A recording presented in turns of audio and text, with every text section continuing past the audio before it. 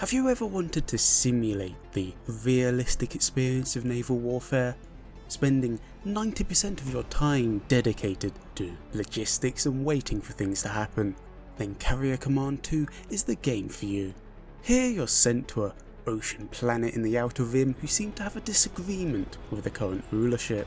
Here you are given a task to recapture the surrounding islands and sink the enemy carrier. To do this, we will need to assume command of our own carrier, equipped with a variety of air and amphibious drones. However, unlike other strategy games, warfare in Carrier Command takes place entirely at the helm of your warship, where you issue commands and operate a variety of weaponry. This will test your ability to strategize, as well as your ability to maintain an understanding of the battlefield. To begin our righteous war making, we must first launch our carrier, feeling the true sense of scale as a 1,000-ton warship smashes into the water. But what good is having a mastery of military engineering if you don't get to use it?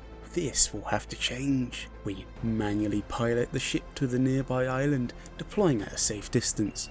Arming the main gun, we mark targets on the island and open fire with the main cannon, softening their defences before we deploy amphibious drones to assault the island.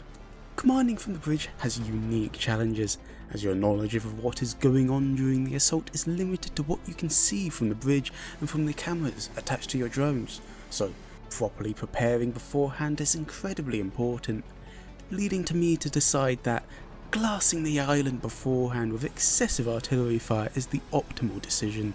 To take this island, we need to accomplish two things. First, we need to remove all hostile threats, and second, we must deploy an unarmed vehicle equipped with a virus bot next to the island's HQ. This will allow us to capture the island. During the assault, you may also decide to take manual control of the drones. Doing so allows you to drive the drone and fire at targets you desire. You may also decide to only take control of part of the drone, such as an observation camera attached to an aircraft, allowing you a much better view of the battlefield, as well as providing guidance for artillery. With the enemy forces eliminated and the island captured, we can return our drones back to the carrier.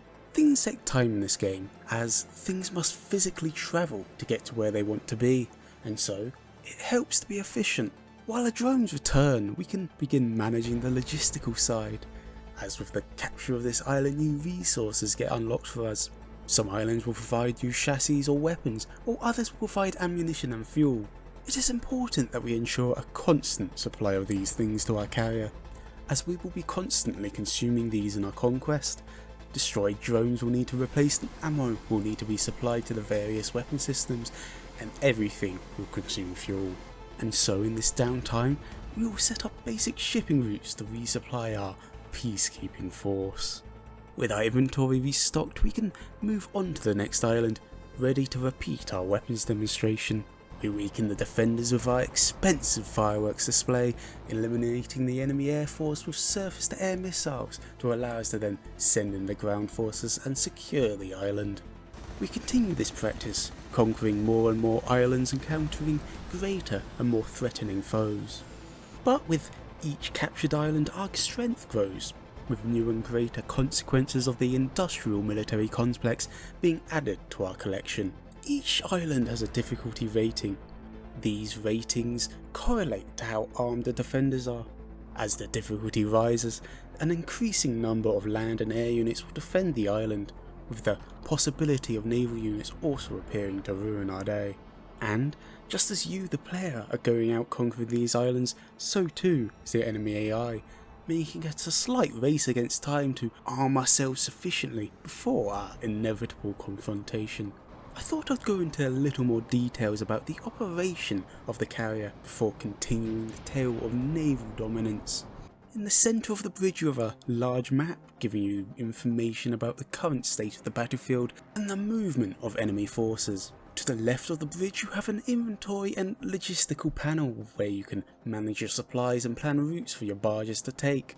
Next to these there's also the vehicle loadout panels, which allow you to customize your forces to suit the needs and demands of battle. Next to these panels, further towards the front, contain all the information related to the systems and power of the carrier. You'll have to monitor these to ensure continued peak efficiency. To the front of the bridge is where the helm is located, with all the systems and monitors required to navigate the behemoth of a vessel to your desired location. To your right of the helm is where the fun stuff is located. Here are all the switches for the various weapon systems, allowing you to arm these fun guns for use in battle. And finally, all the way to the right of the bridge are the vehicle control stations, where you can launch, command and manage your drones. Now there are a bunch of fun little buttons all over the bridge, but they tend to be pretty self-explanatory. This unique approach to gameplay, combined with an excellent soundtrack, truly immerses you into feeling like you can commit war crimes with a push of a button. But on a more serious note, it truly does change how you interact with the game, as even the smallest of confrontations can feel intense due to the limitations of commanding from the bridge. With a soundtrack that combines that feeling of modern warfare with a sci-fi aesthetic. But back to the task at hand, hunting down the enemy carrier, predicting where it will be using the path of captured islands it has visited. We do this until we get a visual contact, upon which we begin to prepare for all-out war. Fighting the enemy carrier is probably the greatest threat you will face, as when attacking an island you typically do not have to worry too much about your own carrier getting sunk, but here that is not the case. One wrong move will see you sinking to the bottom of the ocean in no time whatsoever. You must be ready to counter-attack your enemy, ensuring to shoot down enemy missiles and aircraft, destroy torpedoes launched at your vessel, all while striking back. Cruise missiles are the easiest to hit while in the ocean, but they can be easily shot down. The cannon cannot be shot down, but is highly inaccurate, and torpedoes are just confusing. In order to do damage to the enemy carrier, we must use a combination of our weaponry, making use of all weapon systems and all the drones available, and with a little bit of luck, we might do at least a bit of damage. You will likely fail this multiple times, but this time I will be better prepared. I will deploy my forces earlier, getting the first strike is crucial. I will kit out my drones to better work for naval combat, but even with all this extra preparation, this will be a tough battle. We immediately come under fire and close in on our target. Aircraft has been left prepped on the deck, allowing for a swift deployment. I make a point to fire as much surface to air as possible to try and remove their air force. All the while I continue to deploy both air and amphibious drones to assail our target, overwhelming their defences as bombs are dropped and missiles are fired and machine guns tear holes through their hull. And with this combined might, the enemy carrier goes up in flames, leaving a burnt out husk in its wake. Carrier Command 2 is a lot of fun, however it's quite niche, and if you aren't specifically interested in the unique way it handles strategy, it might not be for you. But if you're like me and enjoy weird or odd games, then you should definitely check this one out. There are some concerns about the lack of content and update from the developers, and so you may want to do a little investigation yourself. But once again, thank you for watching, and stick around if you want to see what else I come up with.